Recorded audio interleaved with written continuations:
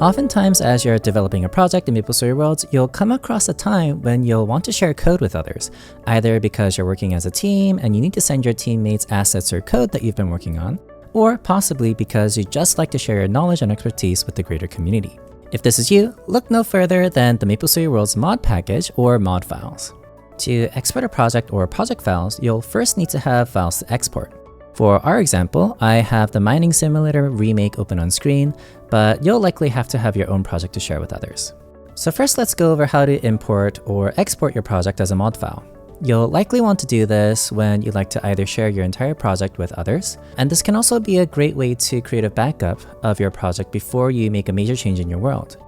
But the more recommended way to safeguard your project from unexpected issues stemming from project changes is to either utilize a revision system found under File and Revisions, and creating a revision here to save your progress, or if you're utilizing local workspace, to use your separate source control method such as Git. Learn more about revisions and local workspace in our creator guides. So let's try exporting our Mining Simulator project.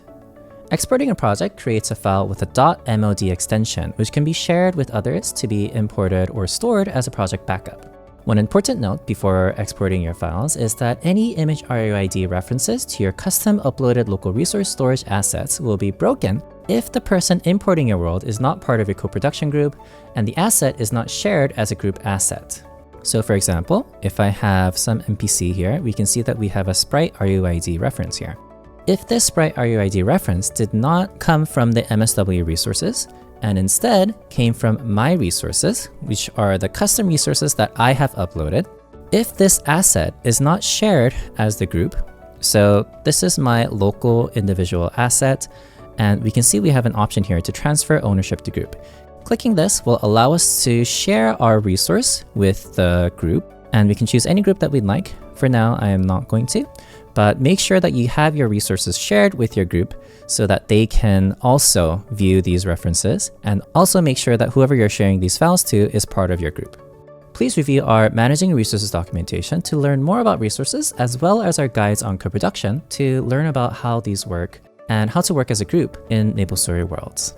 So with that out of the way, let's finally try to export a file. Let's navigate to File, Export to File, and after a short wait, we're prompted to select a location to export your mod file. I'm going to save mine here as msimexport v1, and I'm going to click Save.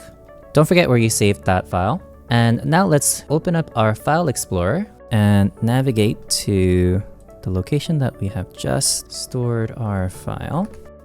And we will verify that this file is successfully saved, and it has the .mod extension. Now again, this is the file that would be shared with your development partners to be imported into their own worlds.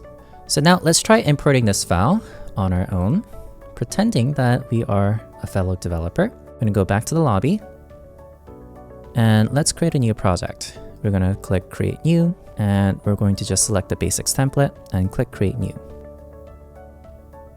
Now, with our new project open, we're going to navigate to File, Import from File, and we'll select the file that we had saved earlier and click Open. We're going to name this Mining Simulator Import Test and click OK. It's going to load just a little bit. And perfect. Our project has been fully imported and we're ready to start creating. Again, please remember that when sharing your project with others, any references in your project to custom uploaded asset RUIDs that aren't shared to your co-production group will show as blank images when they import it. Mod package files work in a very similar fashion. However, while mod files are intended as a way to export your entire world, mod packages are intended as ways to export smaller, targeted chunks of your world. Mod packages are useful when, instead of sharing your entire project, you like to share smaller sets of model, assets, or code modules to share with other creators, or as a module to utilize in another current or future project. Again, as with mod files, please be aware that any custom uploaded assets not shared to the group will break image RUID references and make image assets not appear as intended. In the Mine Simulator project, there are a few pieces of UI that we can see utilized in this project. So for example, this MapleMine title, as well as the recommended power UI. Let's say we wanted to take this and continue that theme in another project. We can export these assets as a package and import them into a separate project. But before we can export any assets, they first need to exist in our workspace folder as a model. If you're unfamiliar with models, please reference our promo tutorial series or our Creator Center guides for more information. The assets we need are actually already created down here as models, and we can right-click and we can click Export to Package. We can see that we have our two models that we can export, and we can click Export to export this as a mod folder. But before we do, please note that when exporting MapleStory World's assets, it doesn't automatically find dependencies for your assets. So what I mean is, let's say for example, we instead wanted to go into our portal folder and export our mine-to-mine model. If we double click on the model to inspect its contents, we can see that there is a dependency right here on the portal_mine-to-mine component file. If we edit the script to see its contents, we can see that there are runtime dependencies as well.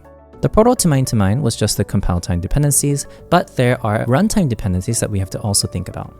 Here in onBeginPlay, we can see that there is a localization service that is referencing this localization data file. So we have to make sure to export the localization data file as well. Down here, we can also see that there is a reference to the local player status component and the power value that's contained within this player status component. So that also needs to be exported as well. We can also see that this component has a very specific naming convention for the maps. So in this way, we can see that this particular model is not built in a modular enough way that it can be just lifted easily, just the model itself, from this project and dropped into another. So it's worth considering when building components that you think may be useful in other projects and you expect to use in other projects, that they are built in a more modular and reusable manner with minimal external dependencies. Returning to the initial assets in our guide folder, we will exit this here. We will select these two models, the town to mine and the town to town, and we're going to right click and we're going to click Export to Package. We're again greeted with the window asking us to confirm which assets to export. By default, we're only shown the assets we've selected, but we can toggle Show Selected Only off to show the other assets in our workspace in case we've missed something. So if we want to export another component dependency, we can select those as well for exporting. The Hierarchy tab will categorize the assets we've selected by type. So with our Show Selected Only unchecked, we can see our assets in our world categorized by type, and we can sort through the assets we need based on the type of asset. So we can see here that there are all the components. Here are all the events, the logics, the models, etc. We'll toggle back Show Selected Only, and we'll keep our initially selected assets and click Export. We're again prompted to save our assets. I'll save mine here, and we'll name this msim package_v1. Again, we'll confirm that we have our file that has been created, and it does have the .mod package extension. We'll now move to another project and try to import our asset. I've created a blank project here, and now if we go up into our workspace, on the top left-hand corner, we can see an import from and import package. If we click on this, we can navigate to the package that we saved earlier. Again, important to remember where you save that package, and we'll click Open. We're again shown the package contents window that we saw when we were exporting. We can selectively choose which items to import into our package. So if we'd like, we can filter through and only import certain elements of our package. We'll just keep everything checked and click Import. Since this is a new project, it's going to ask us to name our project. So we're just going to name it Test World Package Import. And opening up our desk, we can see that now we do have those assets imported. Again, please keep in mind my earlier note regarding the image RAD references, as well as the asset dependencies when exporting files to mod package files. So as a final example, let's take a look at a sample use case for packages. Here we can see a GitHub repository housing a whole host of various different MapleStory Worlds tools and behaviors. And if we scroll down, we can see a download section for packages to be imported and used in your own worlds. So for our case, we're going to take a look at the key binding package, which provides functionality for input key bindings and virtual button key bindings. Let's click on the download button and move back into our project. And let's click on the plus button again and go into import from and select package. We'll navigate to the package that we downloaded and click open. So here we're met with a warning, and it says there are entries in this package that conflict with entries in the workspace. The package may not work properly when imported, and be sure to investigate the conflicting items. What this essentially means is that there is something contained within this package that conflicts with the file in our workspace. So we're gonna have to take a look and find what that is. So let's click on confirm.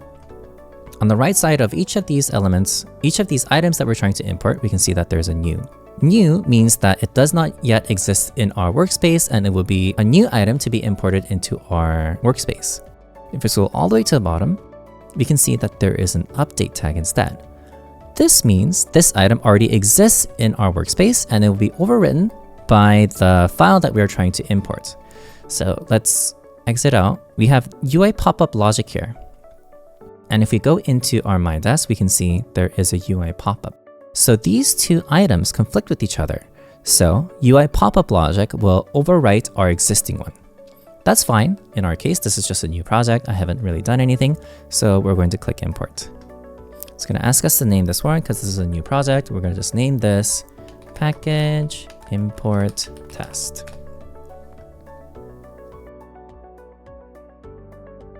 And just like that, we have imported our key binding package here inside of this folder. We can see that there is a new utilities folder now, and the UI pop-up logic has been created, and our existing UI pop-up has been deleted and moved into and overwritten by this UI pop-up logic here. So the creators of the package that we just imported, as well as all of the other packages for that matter that they have created on that GitHub repository, they were nice enough to create a README file containing all of the usage instructions, the features, as well as the installation. So let's focus on the installation guide here. And we can see that there's a virtual button UI path configuration. So this will be the default spawn path for the key binding UI. So we can see that the spawn path for the virtual button UI can be modified in key binding sample logic. So let's search for that here in sample and find the key binding sample logic.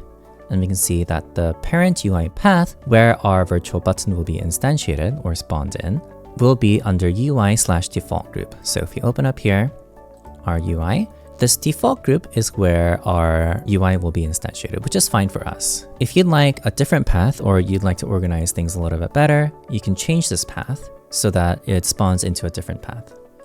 Next, we can see that the common pop-up UI path is modified in UI pop-up logic. And if we go down into our pop-up folder and UI pop-up logic, we can see the same thing. We have the parent UI path. So this pop-up UI will be spawned into our default group here, which again is fine for our use case. Next thing is the player components. So these are the components that need to be attached to our default player here. So we have the player setting. So we have to attach the player setting, make sure that it's been properly attached, which it is right there. We have the player controller component, and it doesn't show up. And the reason for this is our default player already has a player controller component. So up in here, we have a player controller component. So we need to remove this, but if we try to remove it now, it won't work.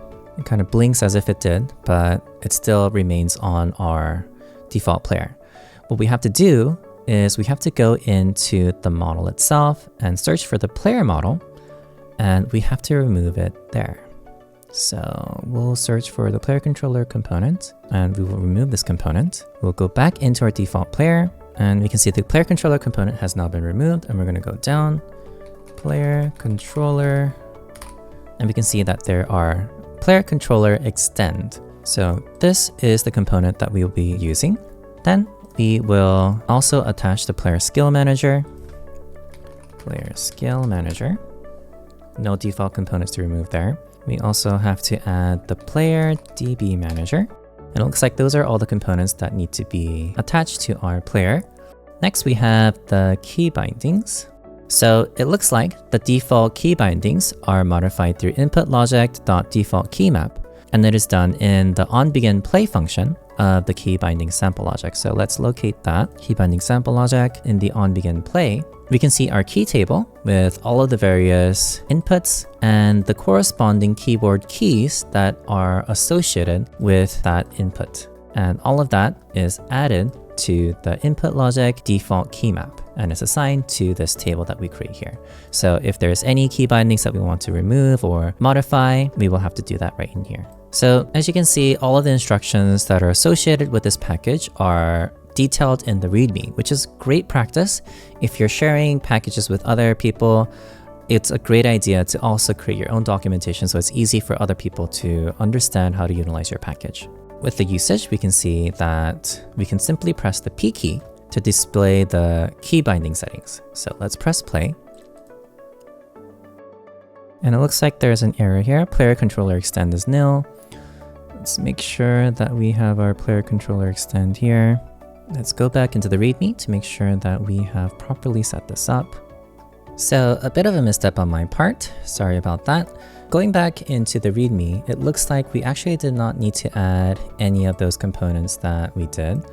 So I've already added all of those components.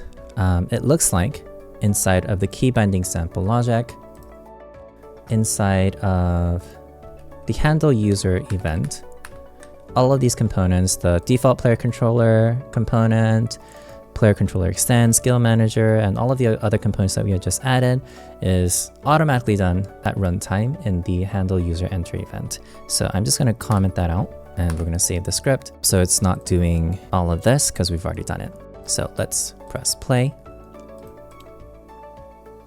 And now we can see it's all working. So we have our left alt bound to jump. We have A bound to skill ID 11, S, and D. We can also see key binding Z. And if we press P, we can see that we have a key rebinding. So we can rebind our jump to the space button, for example. And now our key binding for jump is bound to space. If we go back into P, we can go into our active one and let's make it 1, 2, 3, and 4. And if we close that out, we can see that we have 1, 2, 3, and 4. Of course, there is no actual behaviors attached to these skills, but we can see that we have a fully functional key binding experience in this package.